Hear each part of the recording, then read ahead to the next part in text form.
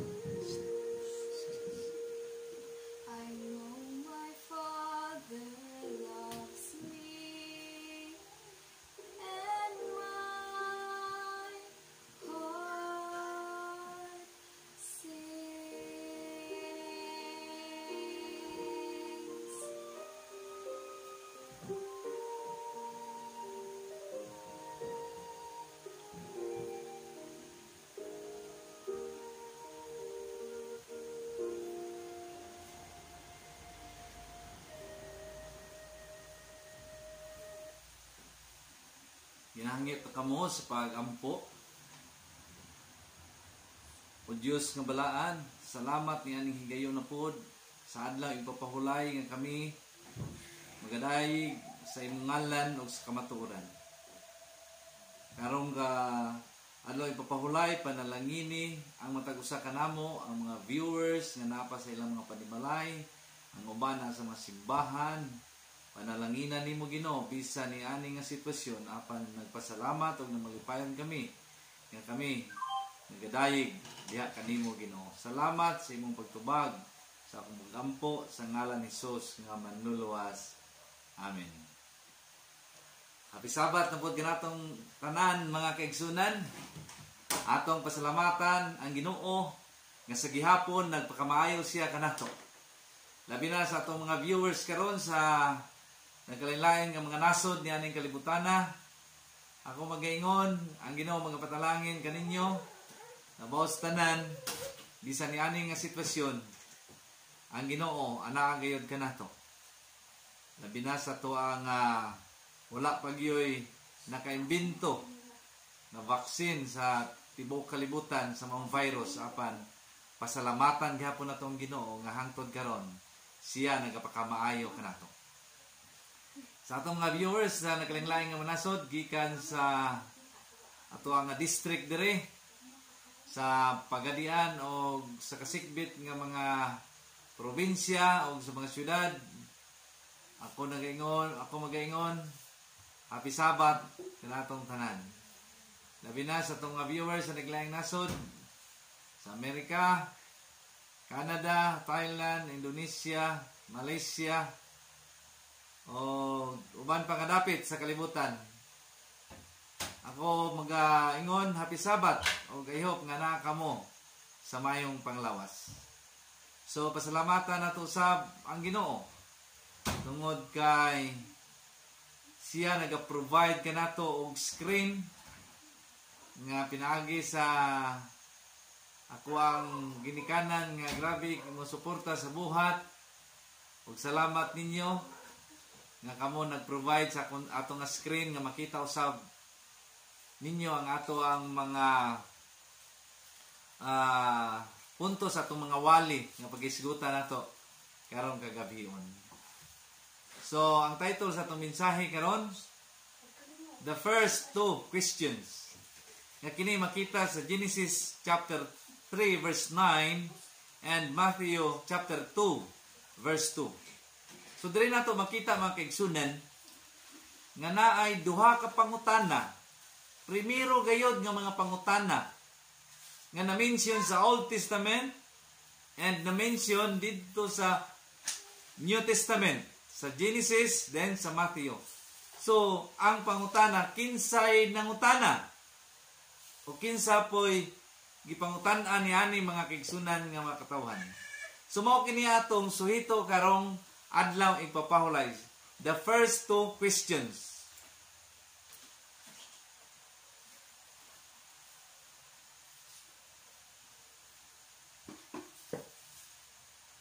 Sa Genesis chapter 3 verse 9, nagaingon siya, and the Lord God called unto Adam and said unto him, where are you?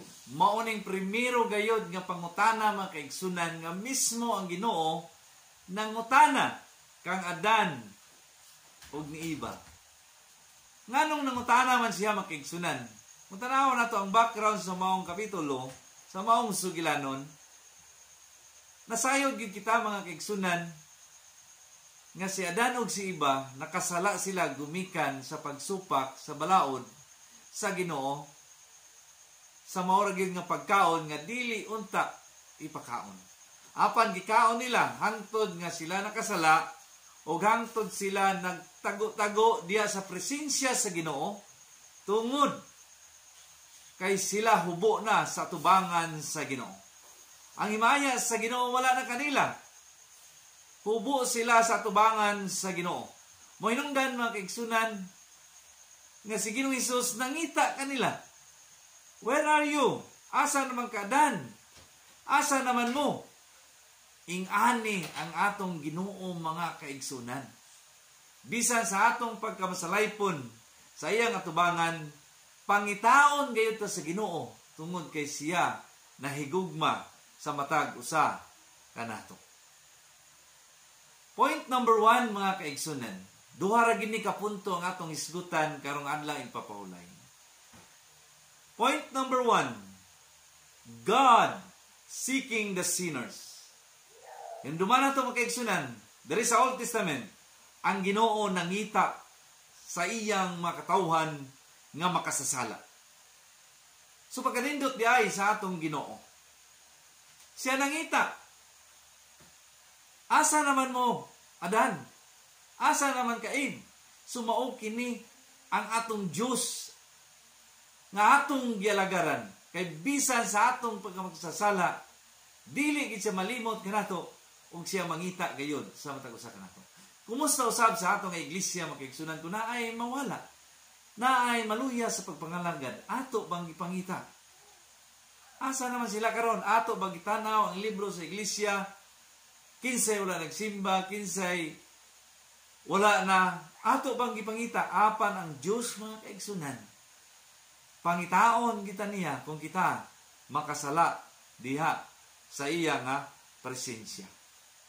The voice of the Lord had once been a welcome sound of sinners. Mao kining gibati ni Adan ug ni Eva. Nga sa diha nga nadungog nila ang tingog ni Hesus. Gibati nila makaigsunan tingog kana sa pag-abi bisan sa ilang pagkamasalaypon. Pagkanindot sa atong Ginoo. Ang tingog sa Ginoo. Tingog sa pag-abi sa tanang makasasala. Nakainumdum ko sa eksperyensya namo sa lain ng mga distrito nga nagian mo. Sa diha nga niingon ko nga, Brad, mangharana ta ugma, pangitao na to. Kinsa tong wala na nagsimba karon. Mga backslider, atong pangitaon. Ngayon sa kaigso na to nga niingon, pasagdin na to, pastor. Usahay maglangi na sila kung ato gyud pangitang-ngitaon, pasagdan na lang nato na sila, mobalik ug mobalik na sila. Total kay palo na sila sa kamatuoran. Apan insist ko magkaigsunan nga sige lang katong muuban lang, okay ra. Pasalamat po ko, pero dili po muuban, okay ra pod.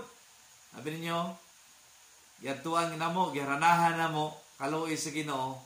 Nakabalik siya, 15 years na siya, nga wala nagsimba.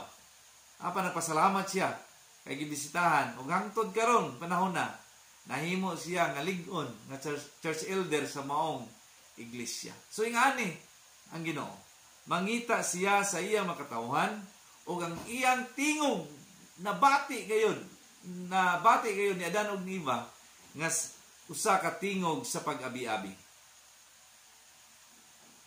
Then the voice of the Lord had not changed that he heard since the creation. Mga kaigsunan, ang nadungog nila nga tingog, maura nga tingog sa paglalang sa kalibutan o sa diha nga nakasala sila. Walay kausaban ang tunada sa tingog ni Ginoong Hesus. Ang nadungog nila sa unang panahon before sila nga wala nakasala, human sila nakasala, maurang tinguga ang nadungog nila, mga kaigsudan. Walay pagkausab.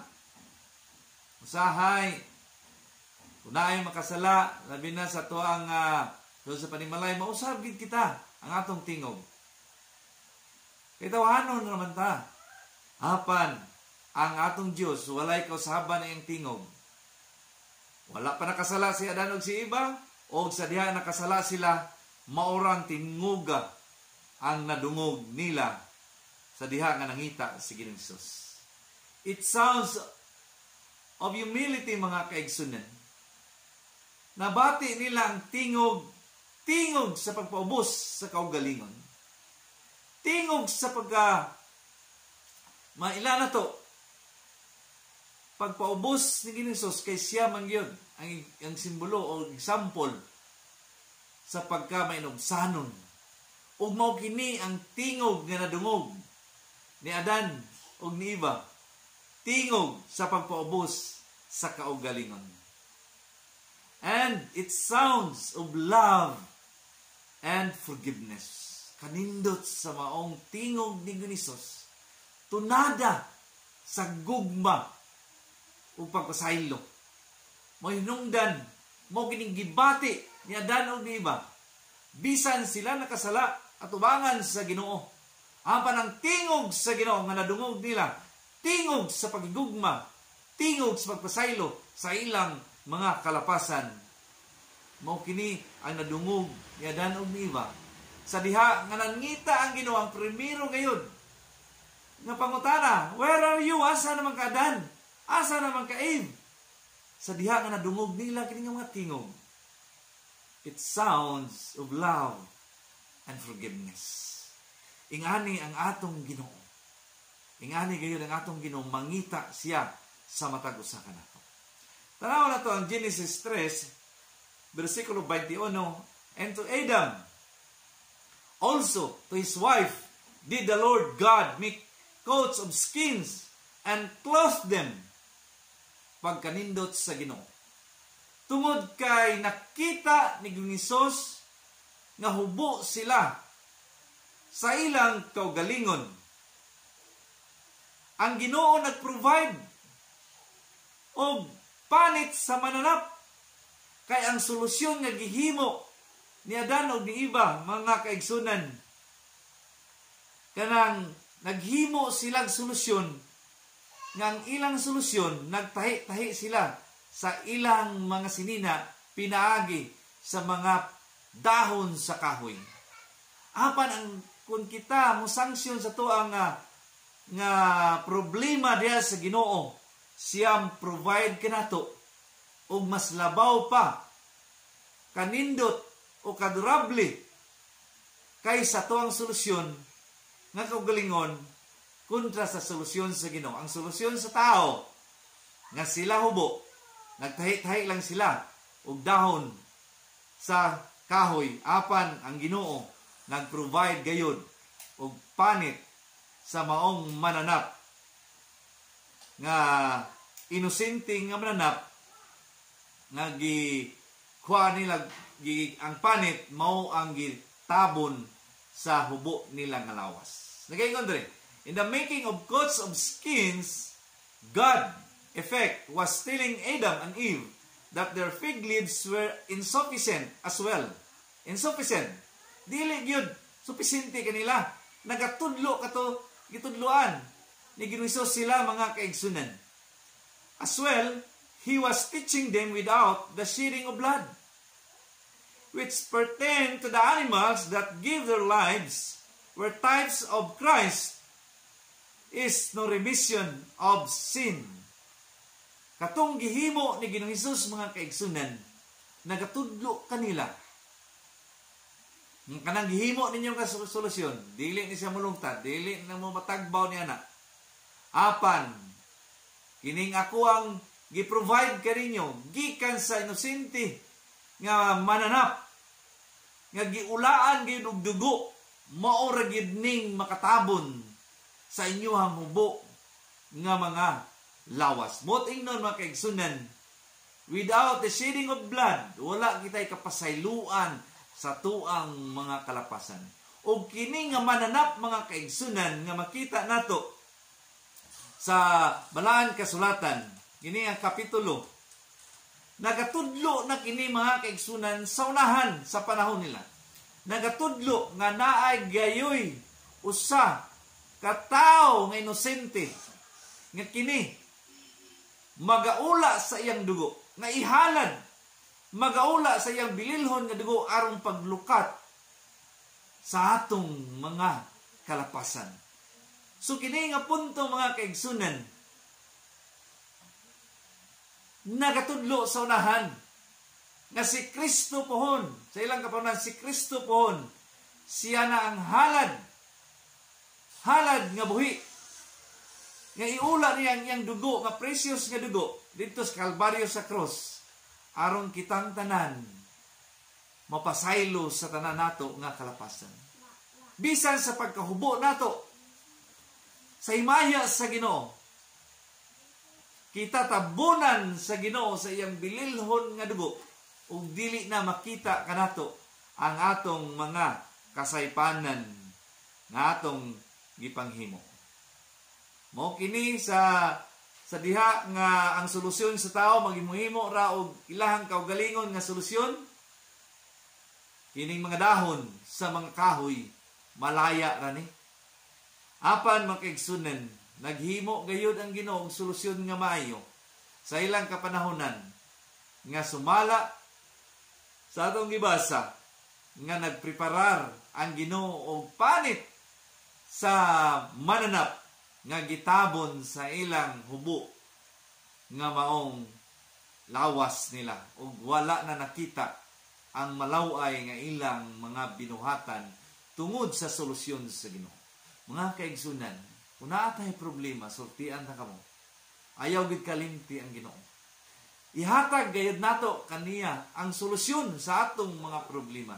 Kaya kung kita lang maghimog solusyon, dili na sufisyente sa atong kinabuhi, kay naay mas labaw pa nga solusyon nga naa sa Ginoo. Ang ato lang maminaw lang ta sa tingog sa Ginoo, sa diha nga tawgon ta niya Diha nga magtawag siya, kita maminaw ug mo-respond sa iyahang mga tingog mga kaigsunan. Busa ingani ang nahitabo sa Old Testament. Ang primero gayud nga pangutana ni Hesus, si Ginoong Hesus ginungutana, asa naman mo? Inundumin ninyong kaigsunan. Point number 1, ang Ginoo nangita sa mga makasasala. Dirita sa ikaduha mga kaigsunan. The first question in the book of the New Testament is found in Matthew chapter 2 verse 2. Nagaingon diri, saying, where is he who is born King of the Jews? For we see his star in the east and are come to worship him. Niani nga higayon mga kaigsunan, dili na ang Diyos nangita sa mga makasasala. Ang makasasala na pod nangita sa Ginoo. Kaya ang pangutana, asa man na tao ang hari sa mga Hudiyo? Mao kining pangutana mga kaigsunan. Nga mao kini ang ikaduha nga punto sa atong pagtuon. The sinner seeking God, ang mga makasasala na pod ang nangita sa Ginoo. Ganiha, ang Ginoo nangita sa makasasala. Apan sa New Testament, ang makasasala na pod nangita sa Ginoo. Atong hinumduman, usahay mag-celebrate na sa maong mga Pasko sa ba, nga ang mga hari sa una nga panahon, nangita sila. Ug asa gipakatao ang hari sa mga Hudiyo. Nga pinaagi sa star mga kaigsunan, mao kanang giya nila nga makaplagan nila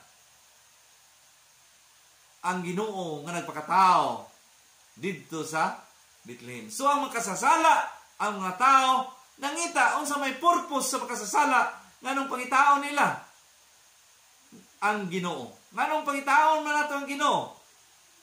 Tungod kay nagkinahanglan ta sa pagdaig kaniya aron mapasaylo ang atong mga kalapasan. Mohinungdan gipangita sa mga katawhan ang Ginoo. Kay sa ilahang mga halad, nagadala silang mga halad, nagrepresent ka na mga kaigsunan ang gold sa pagpasaylo. Bililhon kaayo mga kaigsunan kung kita mangayog pasaylo sa Ginoo, kay bisan pa unsa ta ka magsasala, sa diha nga kita moduol kaniya, mangita kaniya, dala sa atong mga halad, labi ng atong kaugalingon nga halad, pagpasaylo tungod sa atong mga kalapasan. Unsa pag i-purpose nilang kaigsunan, nganong ipangita nila si Ginoong Hesus? Gipangita nila tungod kay gusto sila makabaton og kaluwasan. Nga nagasimbolo ka na sa frankincense mga kaigsunan, sa ilahang nga halad, nagasimbolo ka na sa kaluwasan. Kaya daw unsa kabililhon ang kaluwasan usab. O nga ikatulo, transformation, nagandom sila nga mausab sila sa ilang kinabuhi, sa ilang pagkamasasala, nagrepresent ka na sa meal. Mao kani ang gipangdala sa mga hari. Gipangita nila ang Ginoo. Kaya naman, gusto sila musimba sa Ginoo, magadala sa ilang mga halad. Grabe no? Sa una nga mga panahon, wala pa'y sakyanan. Nagsakay lang sila sa ilahang mga hayop, mga donkey, unsa pa, mga camel. Pangita sa Ginoo. Kay gusto nila simbahon ng Ginoo. Aron matagamtaman nila ang kapasayloan sa ilang mga kalapasan. Aron makabaton sila kaluwasan sa ilang kinabuhi o makabaton sila kausaban sa ilang kinabuhi. Kumusta usab kamo mga kaigsunan? Ingani ba ang atong handom usab? Dili na ta magsalig sa atong kaugalingon nga ang Ginoo pa mangita kanato. Sama ni Adan og ni Eva. Apan karong nga panahon, Kita na pud mangita sa Ginoo. The sinner seeking God. Nakinomdom ko sa estudyante pa ko. Sa primero pag nga pag-eskwela, daghan kay requirements. Wala ko gihimo-imog mga requirements. Nangita ang teacher sa kuha kay gusto gid siya nga makahimo ko sa mga requirements. Ingon sa maong maestro Bastilan, lisuda ning himtang kita pa mangita sa mga estudyante. Pero ningon siya, maabot lang panahon nga kamo na pod mangita nako. Tinuod man sa diha nga pag hapit na ang katapusan sa mga pag-eskwela, tungod sa wala na kumpleto ang mga requirements, bisa gabi ipangitao namo ang amo ang maestro aron lang yun mahuman ang amo ang mga requirements. Grabe pangitaay. Ningon ang among maestro, tanawa, sa una ako nangita kaninyo, karon kamo na pod mangita kanako. Dili tagyud mo pasaron karon kung dili kamo makahuman sa inyong mga requirements. Ingani usab ang atong pagtuo. Primero nangita ang Ginoo kanato. Usahay, tago-tago pata ko pangitaon sa Ginoo. Apan moabot ang panahon di ay nga kita na pud mangita sa Ginoo. Kay gusto kita mapasaylo sa atong mga kalapasan. Gusto kita makabaton og kaluwasan. O gusto kita kausaban sa atong kinabuhi. Mauna makaigsunan, samtang makaplagan pa nato ang Ginoo karon, pangitao nato ang Ginoo, samtang ato pa siyang makaplagan. Nagaingon ang balaan kasulatan, sa diha nga nahumana sila og simba, sa diha nga nahumana sila gipasaylos sa Ginoo, sa diha nga sila nahumana nakabatunan sila kaluwasan, sa diha nga nausab na sila. Ang nahitabo, makita sa Mateo 2, versikulo 12, nga nagingon, and being warned of God in a dream, that they should not return to Herod, they departed in their own country, another way. Ing-ani ang tao nga mausab mga kaigsunan. Sa diha di ay nga makasimba na ka sa Ginoo, sa diha nakagipasaylo na ka sa Ginoo, sa diha nga ikaw nakabato nagkaluwasan diya sa Ginoo, naanay kausaban kanimo kining mga hari nga gikan sa ilang tagsatagsa ka mga nasod, sa diha nga nakasimba na sila sa Ginoo, sa diha nga namauli na sila, wala na sila nagbalik sa ilahang karaan nga dalan nga giagyan. Kung basahon nimo ang balang kasulatan, naghimo sila glain nga agyanan pauli sa ilang panimalay. Bisan tuod ang sugilanon kung mubalik sila dito patyon sila ni Herod, apan pinaagi sa damgo, pinaagi sa pagsulti ni Ginoong Hesus sa matag usa kanila, na mauli sila lahi na nga dala ng application mga kaigsunan, sa diha nga makasimba na deta, dili na ta mubalik sa karaan nato nga dalan. Dili na ta mubalik sa kanhi nato nga mga kinabuhi. Bag-o na ang atong kinabuhi. Kaya nga naman, nakakita naman ta sa Ginoo. Hinumduman nato ang primero nga point, mga kaigsunan, God seeking the sinners. Ay kadua nga punto, the sinners seeking God. Mauni ang atuang sitwasyon karon sa atong kinabuhi karon, pangitaon ginato ang Ginoo sa matag adlaw kay samtang makaplagan pa nato siya.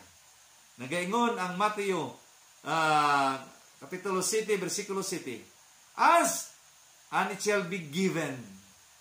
Ihatag na sa matag usa kanato, mangayo lang ito sa Ginoo. Seek and ye shall find. Pangitaon ginato ang Ginoo kay makaplagan ra ginato siya.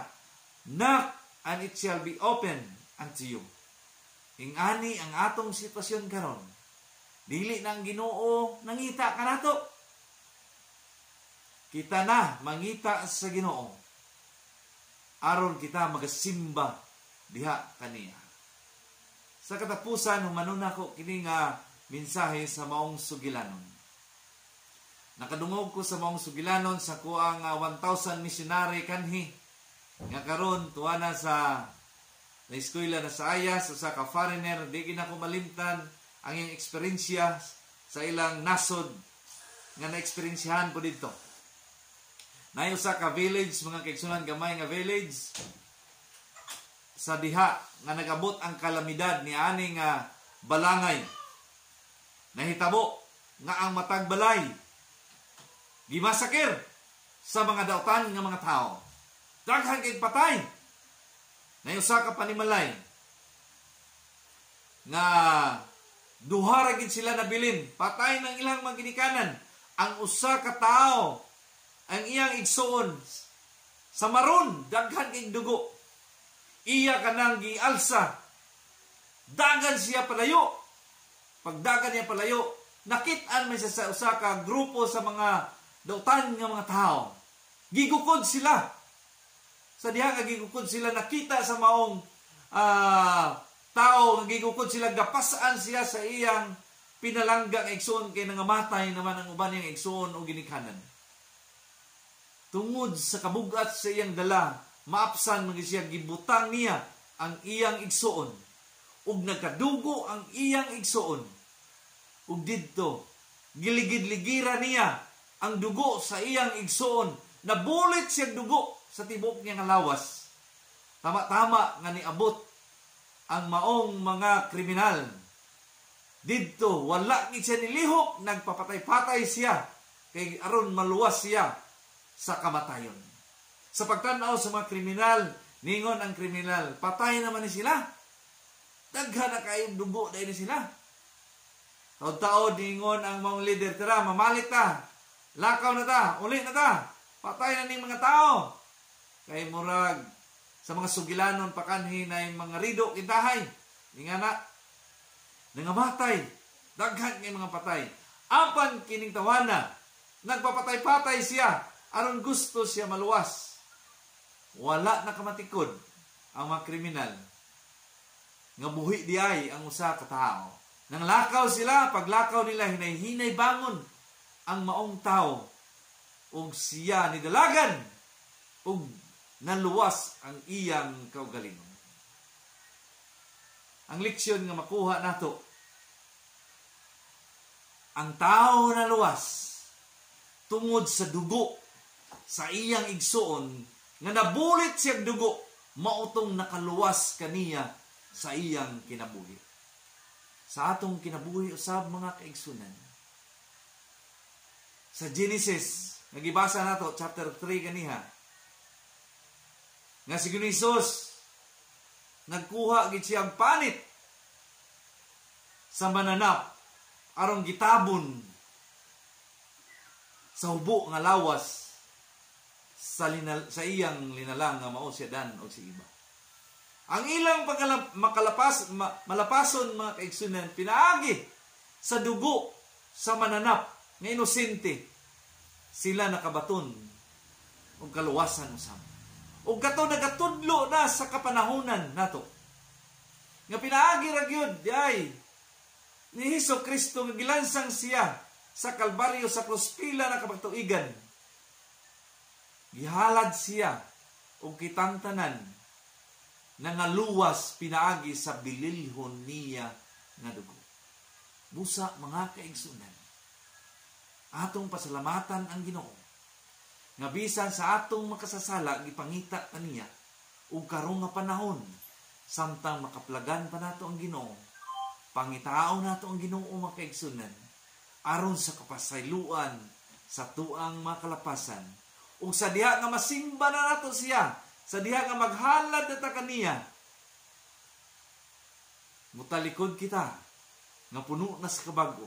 Dili ta mo balik sa kanhi nato nga mga binuhatan, kundili magapadayon na ta hangtod sa pagbalik sa Ginoo. Mao kining buhing handom nako mga kaigsunan nga sa pasalamatan natong Ginoo tungod sa iyang bililhon nga dugo nakabaton kitag kaluwasan. Ang Dios magapanalangin kanatong tanan.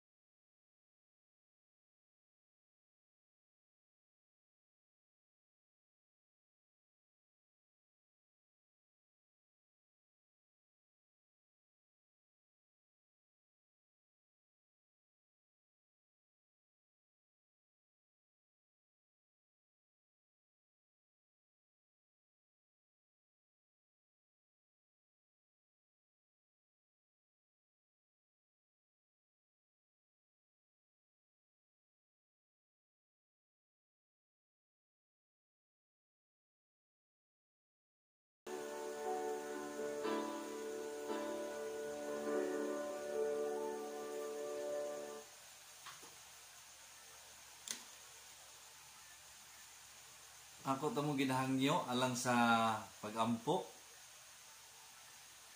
O Diyos nga balaan, nagapasalamat kami Ginoo karong adlaw ipapahulay. Nga among natun-an ang imong pulong. Salamat Ginoo. Nga ikaw nangita kanamo nga makasasala. Salamat usab sa higayon nga kung kami mangita na pud kanimo, kami makakaplag ug kapasayloan sa among makalapasan.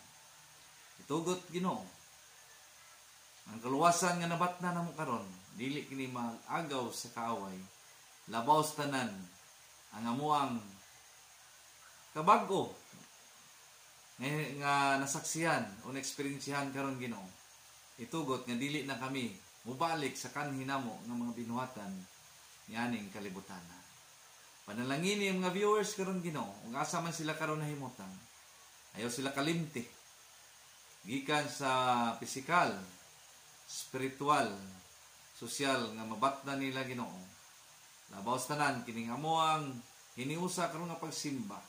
Dili lang kini masubli sa dagang higayon ni aning yuta, apan didto na sa langit nun nga pulyanan. Salamat sa imong pagtubag sa akong pagampo sa ngalan ni Jesus nga manluluwas. Amen.